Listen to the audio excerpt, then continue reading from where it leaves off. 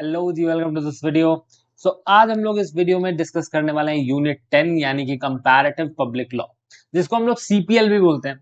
अब देखो, हाल ही में इस कंपैरेटिव पब्लिक लॉ से बहुत सारे क्वेश्चंस आने लगे हैं। ठीक, कंपैरेटिव पब्लिक लॉ क्या है? तो कंपैरेटिव पब्लिक लॉ सिंपल बात है कि हम लोग अलग अलग कंट्रीज के लॉ को कंपेयर करके देखते हैं कि कौन से लॉ में कौन सा कॉन्सेप्ट अप्लाई होता है, कौन सा नहीं। और अलग अलग कॉन्सेप्ट को समझने के लिए या रिसर्च करने के लिए भी इस चीज का यूज किया जाता है। तो कंपैरेटिव पब्लिक लॉ का पहले तो पर्पस क्या है, उसके बाद फिर कंपैरेटिव पब्लिक लॉ को कैसे पढ़ते हैं। देखो, हर रिसर्च में आप क्या करने वाले हो, नेट करके क्वालिफाई करके आप क्या करोगे, रिसर्च वर्क में जाओगे। ठीक है, आप पीएचडी स्कॉलर बनोगे। ठीक है, तो अब रिसर्च में बहुत काम आने वाली चीज है कंपैरेटिव पब्लिक लॉ। जब आप अलग अलग कंट्रीज को कंपेयर करते हो तो वही है हमारा सीपीएल। तो सीपीएल इसलिए इंपॉर्टेंस अपनी होल्ड करता है। ठीक, तो अब इसमें क्या क्या है, देखो सिलेबस वाइज अगर आप पढ़ोगे इजीली आपको आपके जवाब आ जाएंगे। ठीक है, कुछ इसमें अलग से नहीं आता है, ऐसा बिल्कुल डरो मत कि कंपैरेटिव पब्लिक लॉ पता नहीं क्या है। आपको इजीली इसका कंटेंट भी मिल जाएगा। ठीक, अगर आप मेरे नोट्स चाहते हो, सीपीएल में फुल फ्लेज्ड आपके लिए नोट्स हैं। ठीक, आप प्लेलिस्ट में पिछली यूनिट्स के सारे लेक्चर्स को देख सकते हो। अब बात करते हैं सीपीएल में है क्या, डायरेक्ट इसमें आ जाते हैं। तो देखो, कंपैरेटिव पब्लिक लॉ यानी कि सीपीएल, सबसे पहले तो समझ लो है क्या, इसका स्कोप समझ लो, बहुत इंपॉर्टेंट चीज। ठीक है, उसके बाद फिर हमारे पास आता है कंपैरेटिव पब्लिक लॉ में समझने के लिए जुडिशियल अकाउंटेबिलिटी। यहां पे लिखता हूं मैं, जुडिशियल अकाउंटेबिलिटी यानी कि जुडिशियर की इंडिपेंडेंस, इंडिपेंडेंस ऑफ जुडिशरी आप देख सकते हो कहां कहां है, कहां कहां पे नहीं है। ठीक है, उसके बाद फिर अगर कोई भी यहां पे बिल आता है तो बिल का प्रोसेस क्या होता है आने का। ठीक है, ये बहुत इंपॉर्टेंट एक क्वेश्चन आता है आपके सामने। ठीक, तो अलग अलग कंट्री में कंपेयर करके आप ये चीज याद कर सकते हो।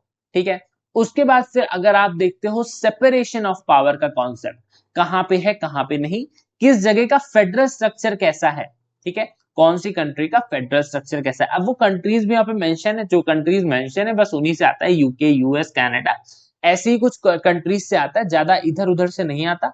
जो आपके सिलेबस में आपको जो कुछ भी मिलेगा वहीं से आपका सब जवाब आएगा। ठीक, उसके बाद फिर फेडरल स्ट्रक्चर हो गया कि कौन सी कंट्री में कौन सा फेडरल स्ट्रक्चर है। उसके बाद कॉन्स्टिट्यूशनल रिव्यू, कॉन्स्टिट्यूशनल रिव्यू एक कॉन्सेप्ट है। ठीक, इसमें अगर मुझसे पूछो बहुत इंपॉर्टेंट कॉन्सेप्ट कौन सा है, तो वो मेरे हिसाब से ओम्बड्समैन का कॉन्सेप्ट। ठीक है, ओम्बड्समैन से सवाल लगभग हर बार आ जाता है कोई ना कोई। ठीक, कि पहले कहां आया, फिर उसके बाद ओम्बड्समैन कहां आया, फिर इंडिया में क्या नाम है लोकपाल, लोकायुक्त, और कहां आया पहले, लोकायुक्त कौन से स्टेट में आया। तो ये सारी चीजें आपके लिए इंपॉर्टेंट हैं। ओम्बड्समैन का कॉन्सेप्ट मुझे इसमें इंपॉर्टेंट लगता है। कॉन्सेप्ट बाकी भी इंपॉर्टेंट है, rule of law very important.